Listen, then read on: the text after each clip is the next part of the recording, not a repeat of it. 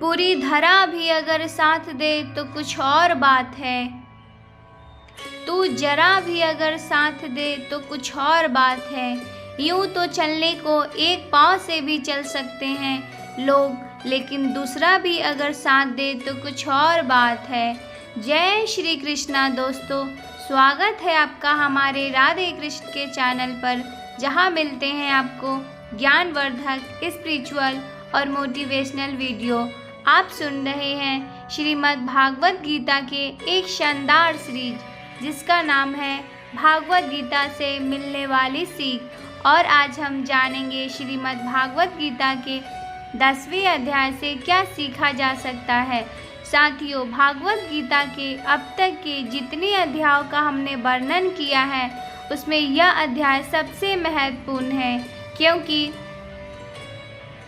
इसमें भगवान अपने रूप का मनमोहन वर्णन करते हैं, जिसमें आपको बेहद ही ध्यान से मन लगाकर सुनना चाहिए, क्योंकि इस अध्याय को सुनकर आप अपने मन में भगवान के प्रति भक्ति और प्रेम का संचार अवश्य होगा।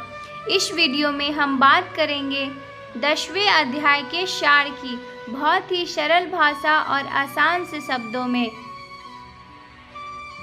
मित्रों, अधूरा ज्ञान हमारे किसी काम का नहीं होता, इसलिए वीडियो को पूरा अंत तक जरूर देखें और इस वीडियो से आपने क्या सीखा वीडियो के अंत में कमेंट करके अवश्य बताएं।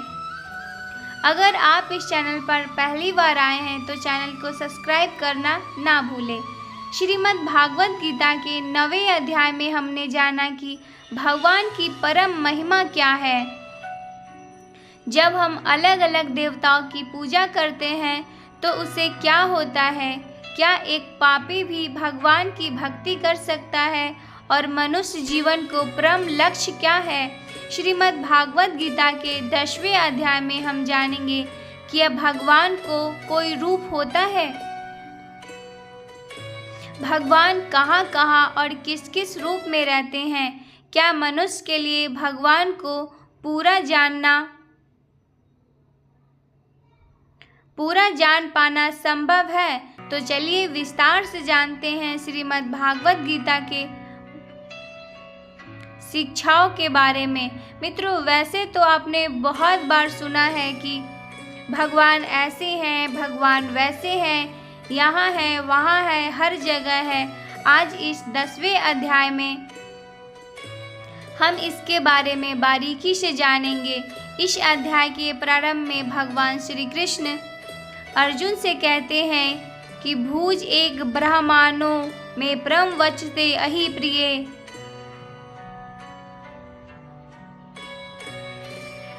मान्य वचयामि हित कामेया। अर्थात हे महाबाहु अर्जुन, जब आगे मेरे सभी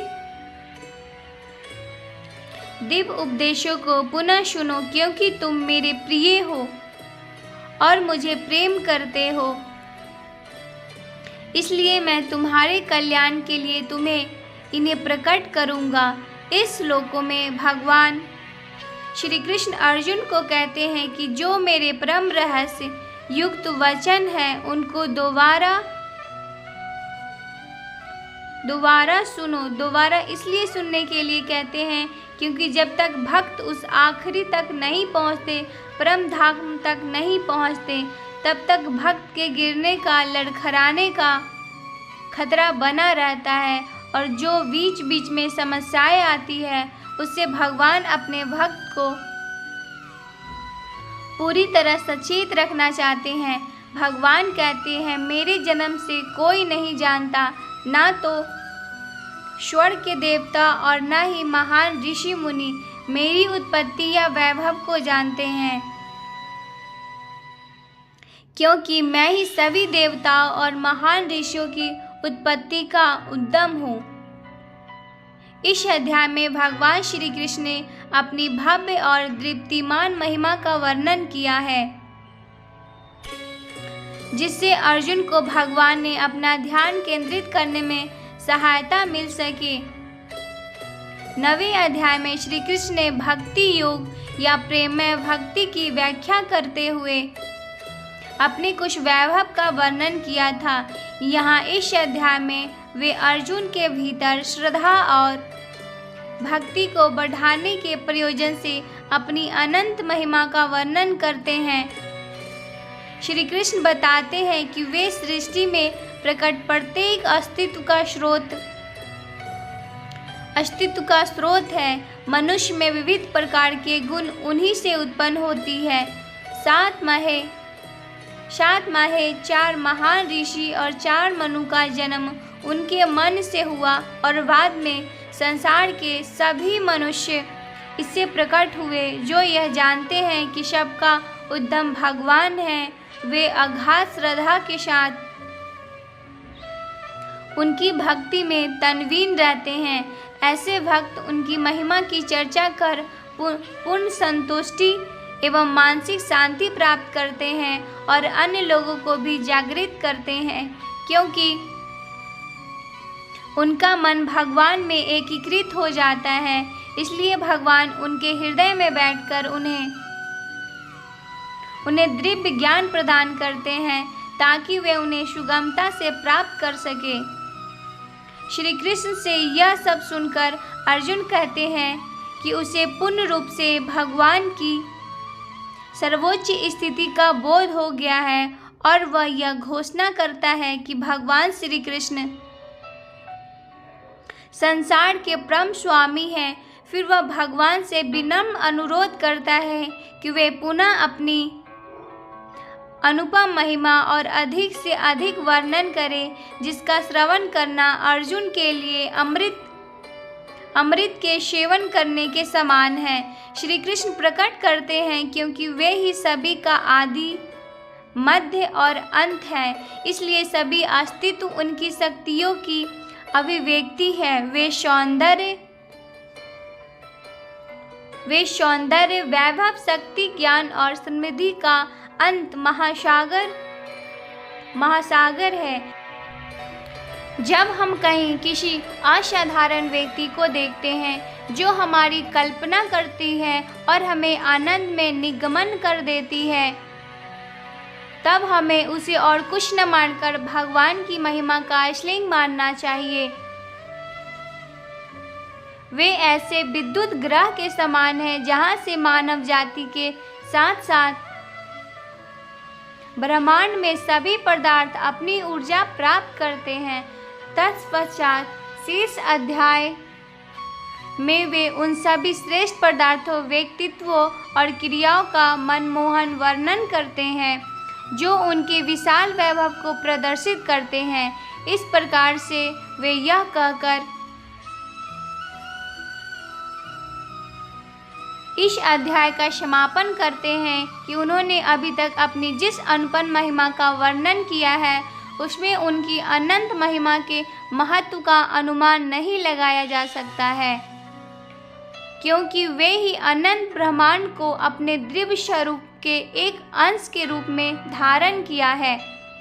इसलिए हमें मनुष्य को भगवान, जो सभी प्रकार के वैभव का स्रोत है,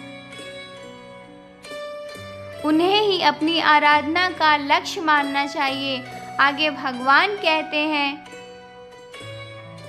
यो माम जन्मादिम च व्रति लोका महेश्वरम आशुचर्म यशु सर्व पापे यशु चते, अर्थात वे जो मुझे अजन्मा, अनादि और समस्त ब्रह्मांड के स्वामी के रूप में जानते हैं, मनुष्यों में केवल वही मोह रचित और समस्त बुराइयों से मुक्त हो जाते हैं। इस श्लोक में भगवान स्पष्ट करते हैं कि जो यह जानता है कि मैं कभी नहीं जन्म लेने वाला और कभी नहीं मरने वाला हूँ, वही सबसे बड़ा ज्ञानी है। श्री कृष्ण कहते हैं कि हे अर्जुन, जीवों में विविध प्रकार के गुण जैसे बुद्धि, ज्ञान, विचार और स्पष्टता, क्षमता, सत्यता, इंद्रिया और मन पर नियंत्रण, सुख और दुख का जन्म, मृत्यु, भय, निडरता, अहिंसा, समता, तुष्टि, तप, ज्ञान तथा यश और अपयश केवल मुझमें मुझ में ही उत्पन्न होते हैं, अर्थात सृष्टि के सभी भाव वास्तव में ही मैं ही तो हूँ। इस संसार में जहाँ जहाँ जिसकी भी पूजा होती है वह वास्तव में मैं ही हूँ। जो लोग मुझ में मन और प्राणों को अर्पण करते हैं, उनके अज्ञान के अंधकार को मैं ही ज्ञान के उजाले में रोशन करता हूँ। इस पर अर्जुन बोले कि हे जनार्दन, कृपया कर मुझे पुनः अपनी दिव्य महिमा, वैभव और अभिव्यक्ति के संबंध में विस्तृत रूप में बताएं। मैं आपकी अमृत वाणी को सुनकर कभी तृप्त नहीं हो सकता। अर्जुन ने कहा, आप परम पुरुषोत्तम भगवान, परम धाम, परम शुद्ध, अविनाशी भगवान, आदि पुरुष, अजन्मा तथा महानतम है। नारद, असित, देवल और व्यास जैसे महान ऋषि मुनि हैं, इस सत्य की पुष्टि करते हैं। और जब आप स्वयं भी मुझे यही बात बता रहे हैं, प्रभु कृपया विस्तार पूर्वक मुझे अपने दिव्य ऐश्वर्य से अवगत कराएं, जिनके द्वारा आप समस्त संसार में व्याप्त होकर उसमें रहते हो। हे योग के परम स्वामी, मैं आपसे ज़्यादा अच्छे से कैसे जान सकता हूँ और कैसे आपका मधुर चिंतन कर सकता हूँ। हे परम पुरुषोत्तम भगवान, ध्यान अवस्था के दौरान मैं किन किन रूपों में आपका स्मरण कर सकता हूँ। हे कृष्ण, आपने जो अभी तक खुद के बारे में मुझे बताया है, उन सब बातों को तथा आपके द्वारा कहे गए सभी कथनों को पूर्णतः सत्य के रूप में मैं स्वीकार करता हूँ। आपकी बातें मेरा और ज़्यादा मन मोह रही है। हे परम प्रभु, ना तो देवता और ना ही असुर आपके वास्तविक रूप को समझ सकते हैं। आप ही खुद को पूरी तरह से जानते हैं, लेकिन फिर भी मैं आपको किस तरह से जानूं? कृपया करके अपनी शक्तियों और महिमा के बारे में बताइए। इस पर आनंदमय भगवान श्री कृष्ण बोले कि हे अर्जुन, वैसे तो मेरे विस्तार का कोई अंत नहीं, लेकिन फिर भी अब मैं तुम्हें अपनी दिव्य महिमा का संक्षिप्त वर्णन करूंगा।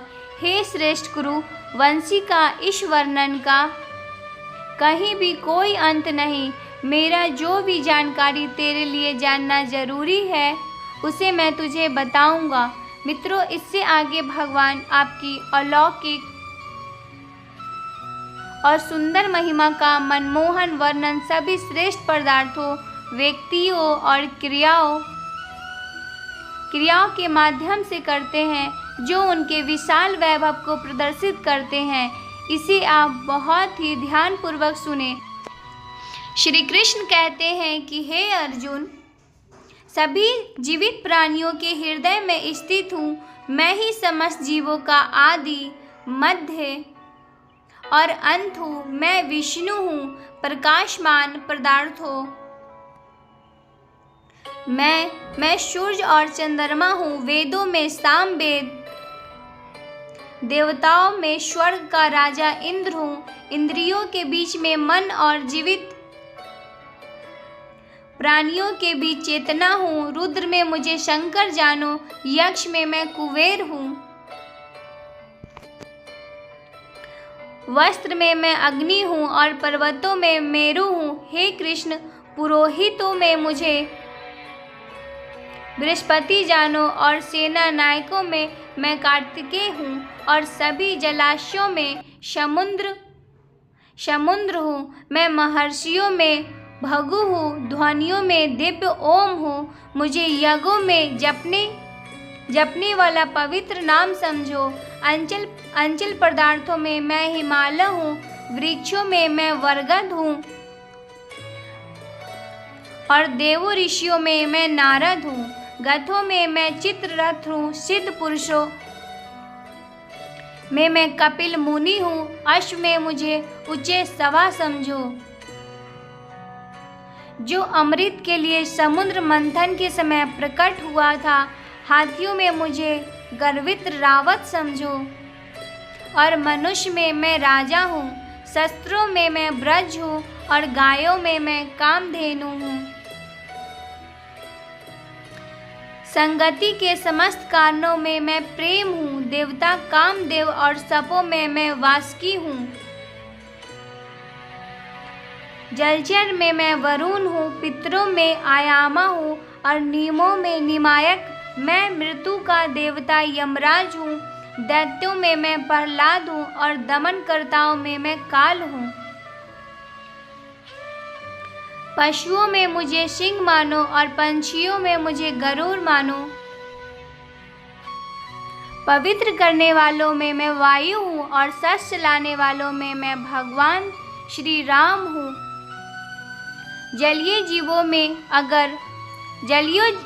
जीवों में मगर और बहती नदियों में मैं गंगा हूँ। हे अर्जुन, मुझे समस्त सृष्टियों का ही आदि मध्य और अंत जान। सभी विद्याओं में मैं अध्यात्म विद्या हूँ और सभी तर्कों में मैं तार्किक निष्कर्ष हूँ। मैं सभी अक्षरों में प्रथम अक्षर आकार हूँ और व्याकरण के समास का द्वैत समास हूँ। मैं साक्षात काल हूँ और सृष्टा में ब्रह्मांड हूँ।